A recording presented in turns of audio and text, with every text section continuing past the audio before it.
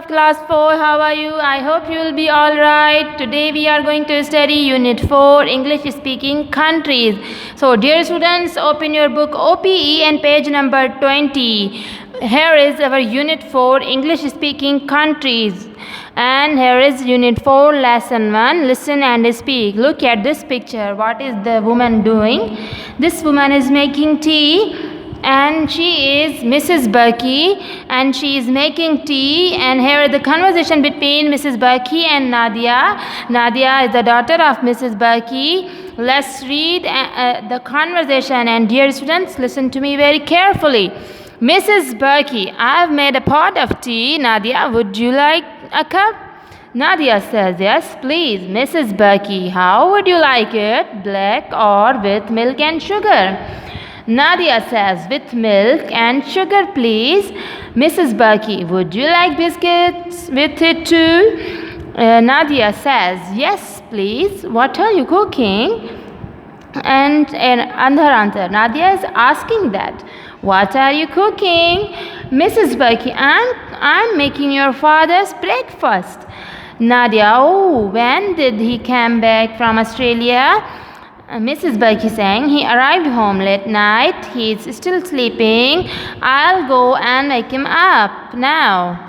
Dear students, Mrs बर्की जो है वो चाय बना रही हैं और वो नादिया से पूछ रही हैं क्या तुम चाय लोगी और कौन सी चाय लोगी। तो नादिया कहती है कि हाँ मैं चाय पीऊँगी और मैं दूध और चीनी वाली चाय पीऊँगी। तो नादिया जो है अपनी माँ से पूछती है कि आप क्या कर रही हैं। तो मिसेस बर्की नादिया को बताती है कि मैं तुम्हारे पापा का नाश्ता बना रही हूँ। तो नादिया कहती है अच्छा पापा कब आए ऑस्ट्रेलिया से। तो उन्होंने कहा कि वो रात को देर से पहुँचे थे और अभी तक वो सो रहे हैं और मैं उन्हें उठाने जा रही हूँ। Dear students, you can see here the manner of asking question. Dear students, जब हम किसी से सवाल पूछते हैं या कोई खाने पीने की चीज़ हम किसी को ऑफ़र करते हैं तो हम इस तरह से पूछते हैं कि would you like a cup of tea? ये जो है एक पोलाइट वे ऑफ आस्किंग है। तो हमें यही इस तरह से पूछना चाहिए would you like a cup?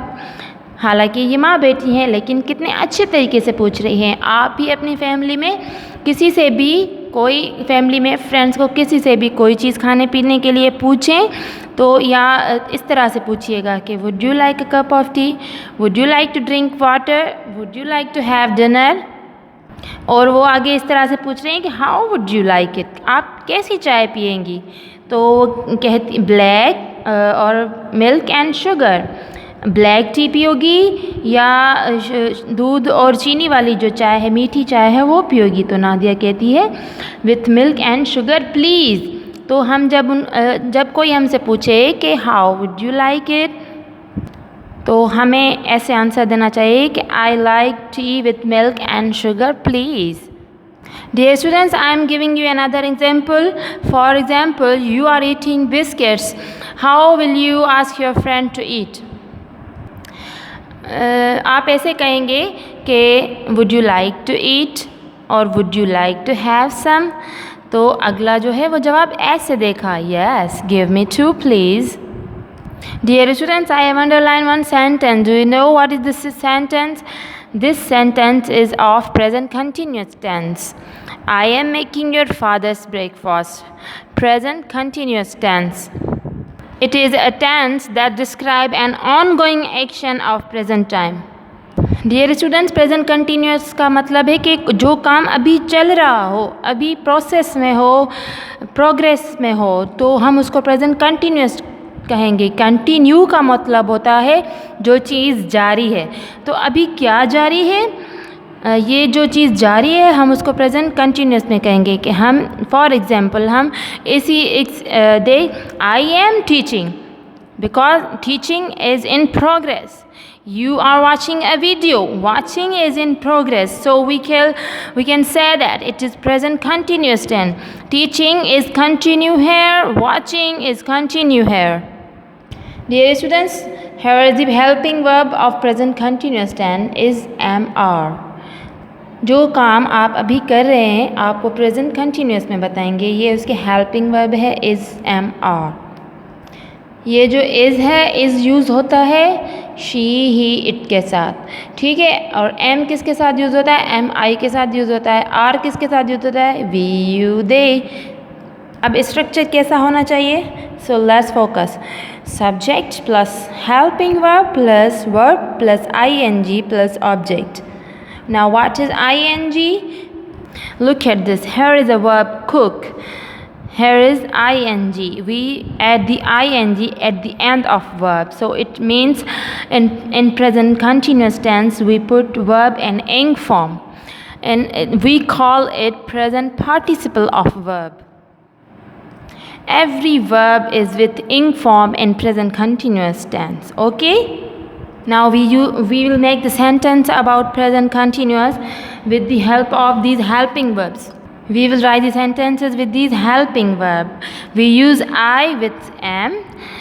We use am with I am. Okay?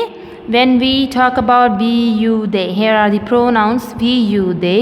We use the helping verb are. Here is the pronoun he, she, it. We use the helping verb is. Okay? In present continuous tense. We use I am talking. We, you, they are playing. He, she, it is cooking. Okay, dear students, I hope you have understood. I am playing, you are playing. I am talking, you are playing. We are playing, they are playing. He is cooking, she is cooking, it is cooking. We make sentences like this. तो हम ये जो ही, she और it है इसके साथ हम is लगाएंगे। तो पहले हम सब्जेक्ट लगाएंगे। सब्जेक्ट का मतलब है ये प्रोनाउंस।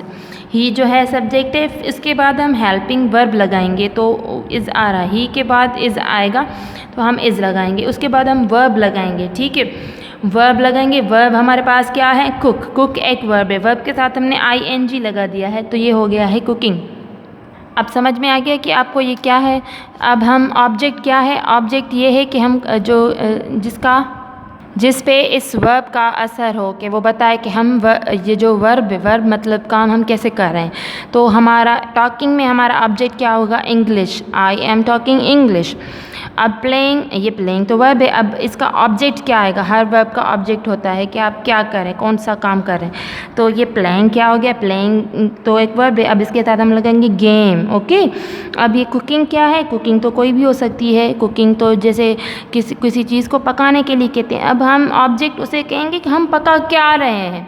तो ये हमारा जो हम मील पका रहे हैं, हम रोटी पका रहे हैं तो हम उसे मील कहेंगे। तो ये जो मील होगा वो हमारा ऑब्जेक्ट होगा कि हम रोटी पका रहे हैं। शी इज़ कुकिंग मील, वो रोटी पका रही है, ठीक है। शी इज़ कुकिंग मील, इसमें जो ऑब्जेक्ट आएगा वो मील आएगा। Now dear students, you have to remember these things that helping verb is am और and structure is like that. We have to write the first subject, helping verb with ing form and plus object. Okay, look at this structure. Here is the structure. I is subject, am is helping verb, eating is verb with ing form, object is meal. I am eating meal. We are playing game. We is subject, are is helping verb, playing is verb with ing form and object is the game. She is cooking fish. She is the subject, is the helping verb and cooking is the verb with ing form and fish is the object. Now आपको समझ में आ रहा है कि ये sentences किस तरह से बने हैं। पहले हमने क्या काम कौन कर रहा है पहले वो लिखना है, ठीक है। उसके साथ हमने हेल्पिंग वर्ब लगाना है कि ये एम आएगा, इज़ आएगा या आर आएगा। आई के साथ एम आता है हमेशा, ठीक है।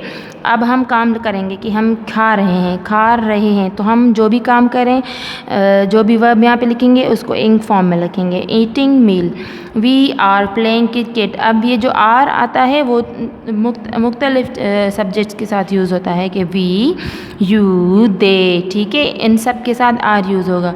जो इज़ यूज़ होता है वो सिर्फ शी, ही, शी, इट के साथ यूज़ होता है, ठीक है, या किसी नाम के साथ। अब अगर आप कोई नाम ले रहे हैं, किसी भी इंसान का नाम ले रहे हैं तो आप उसके साथ इज़ यूज़ करेंगे। Salma is cooking, Saira is cooking, Ali is playing. Okay, तो आपको ये चीज़ें आप नोटिस कर लें। Dear students, आपने देखा present continuous tense. I hope you have understand it very well. Now come to the lesson. I have underlined the sentences of present continuous tense. Okay. Now we have to underline the phrases of T. Here is the exercise number 2. Tick the phrases for T that you use at your home. ठीक है, हम T के कौन कौन से phrases use करते हैं. हम we always say that a cup of tea. Yes, we use this phrase at our home. Now follow my instructions and tick these boxes. We have only ticked those phrases that we use at our home. We use a cup of tea. Yes. A pot of tea. Yes. A mug of tea. Yes. Tea with milk, sugar. Yes. Green tea. Yes. Kettle tea. Yes. Now what is green tea? Green tea. Dear students, पहले आप ये जान लें कि जो चाय की पत्ती होती है उसको भी इंग्लिश में टी कहा जाता है. ठीक है. अब ग्रीन टी क्या होती है? ये एक चाय होती है. उमूमन ये एक चाइनीज़ चाय की किस्म है जो सिर्फ पानी में पत्ती को उबाल के पीते हैं, उसमें हम शुगर नहीं डालते, तो ये ग्रीन टी हो गई. अब केटल क्या है? किटली को बोलते हैं जो जिसमें हम चाय डाल के रखते हैं. ठीक है. टी विथ मिल्क और शुगर, जो हम टी पीते हैं, जो हम आम ज़िंदगी में चाय बनाते हैं ना, वो हमारी टी विथ मिल्क और शुगर होती है. ठीक है. अब मग ऑफ टी, जब हम मग में टी चाय डालते हैं तो हम उसको मग ऑफ टी कहते हैं. अ पॉट ऑफ टी, और जो हम प्याले में चाय पीते हैं ना, तो हम उसको पॉट ऑफ टी कहते हैं. अ कप ऑफ टी, अब कप में जो हम चाय पीते हैं तो हम उसको कप ऑफ टी कहते हैं. ठीक है. अब ग्रीन टी का पता चल गया वो क्या होती है. वो एक चाइनीज़ किस्म की चाय होती है. It is a Chinese T that is without sugar and only in water and T. Okay. Kettle T with milk sugar. Now dear students, you have the idea of present continuous tense. Now it is your homework to write 10 simple sentences of present continuous tense. Okay? I am repeating. 10. Write down the 10 sentences of present continuous tense. It is your homework. Do your homework carefully. I'll be back with another interesting lesson. Till then, Allah Hafiz. Take care.